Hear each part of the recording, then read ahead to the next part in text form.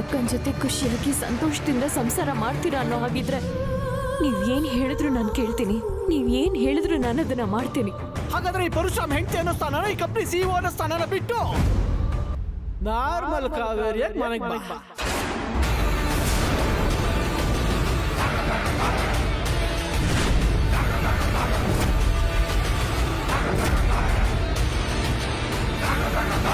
ಆಗೋದಿಲ್ಲ ಅಲ್ವಾ? ಅದೇ ರೀತಿ ನನ್ನಿಂದ ಸಹ ಮೋನಿಕಾನ ಬಿಡೋದಕ್ಕಾಗೋದಿಲ್ಲ. ಅಂಡ್ ನಿನ್ನ ಕೈಲಿ ನನ್ನ ಏನು ಮಾಡೋಕ್ಕಾಗೋದಿಲ್ಲ. ಅಮ್ಮಮ್ಮ ಅಂದ್ರೆ ನೀನೇನ್ ಮಾಡ್ಬೋದು? ನಮ್ಮನ್ನ ಕೆಲ್ಸದ ಕಿತ್ತಾಕ್ಬೋದು. ಓಕೆ, ಇಲ್ಲಿರೋ ತನಕ ನಿನ್ ಕಂಟ್ರೋಲಲ್ಲಿ ನಿನ್ ಕೈ ಕೆಳಗಡೆ ಇರ್ಬೇಕಾಗತ್ತೆ. ಆದ್ರೆ ನೀನೇ ಕೆಲ್ಸದ ಕಿತ್ತಾಕಿದ್ರೆ ಫುಲ್ಲು ಫ್ರೀಡಮ್.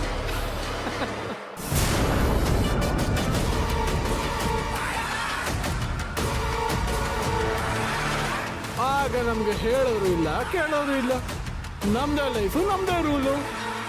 ಅವಾಗೇನ್ ಮಾಡ್ತೀಯಾ? ಪೂರ್ಣಿಗ್ ನಾನು ಈ ವಿಷಯನ ಹೇಳಿದ್ರೆ ಏನಾಗುತ್ತೆ ಗೊತ್ತಾ? ಏನಾಗುತ್ತೆ? ಜಗಳ ಮಾಡ್ತಾಳೆ, ಪಟ ಮಾಡ್ತಾಳೆ, ಅಷ್ಟೇ ತಾನೇ.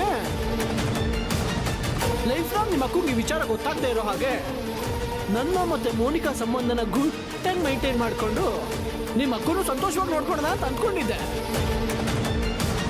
ಆದರೆ ನೀನೇ ಈ ವಿಚಾರನ ಪಬ್ಲಿಕ್ ಮಾಡಿದ್ರೆ ನನ್ನ ದ್ವಿಪಾತ್ರ ನಟನೆಗೆ ವಿಮುಕ್ತಿ ಸಿಕ್ಕಾಗುತ್ತೆ.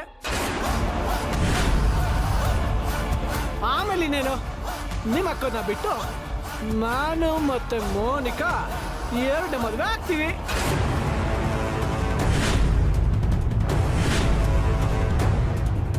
ನಿಮ್ಮ ಅಕ್ಕನ ಕತ್ತಲ್ಲಿ 3 ಗಂಟೆನ ಬಿಡಿಸಿ ಅದೇ 3 ಗಂಟೆನ ಮೋನಿಕಾ ಕತ್ತಲ್ಲಿ ಕಟ್ಟೋದಕ್ಕೆ ನೀನೇ ದಾರಿ ಮಾಡ್ಕೊಟ್ಟಂಗೆ ಆಗತ್ತೆ. ನೋಡ್ಕೋಬೇರಿ, ನೀನು ಸುಮ್ಮನಿದ್ರೆ ನಾನು ಸುಮ್ಮನೆ ಇದ್ಬಿಡ್ತೀನಿ. ನೀನು ಈ ವಿಚಾರನ ದೊಡ್ಡದು ಮಾಡಿದ್ರೆ ನಾನು ನಿಮ್ಮ ಅಕ್ಕನ್ನ ಬಿಟ್ಟು ಆ ಮೋನಿಕಾನ ಮದುವೆ ಹಾಗೆ ಆಗ್ತೀನಿ. ಅದೇನ್ ಮಾಡ್ತೀಯೋ ಮಾಡ್ಕೊ.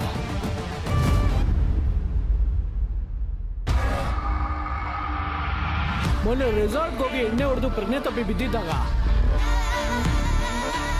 ಪೊಲೀಸವ್ರನ್ನ ಕಳಿಸಿ ನನ್ನ ಮನೆಗೆ ತಲುಪಿಸೋದಿಲ್ಲ. ಅವಾಗ ರೆಸಾರ್ಟ್ಗೆ ಯಾರ ಜೊತೆ ಹೋಗಿದೆ ಅಂತ ಗೊತ್ತಾ?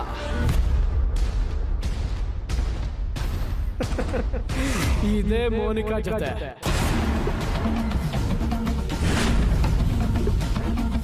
ಇಲ್ಲಿ ತನಕ ನನಗೆ ಯಾರೇನು ಮಾಡೋಕ್ಕಾಗಲಿಲ್ಲ, ಇನ್ನು ಮುಂದೆನೂ ಏನು ಮಾಡೋಕ್ಕಾಗಲ್ಲ.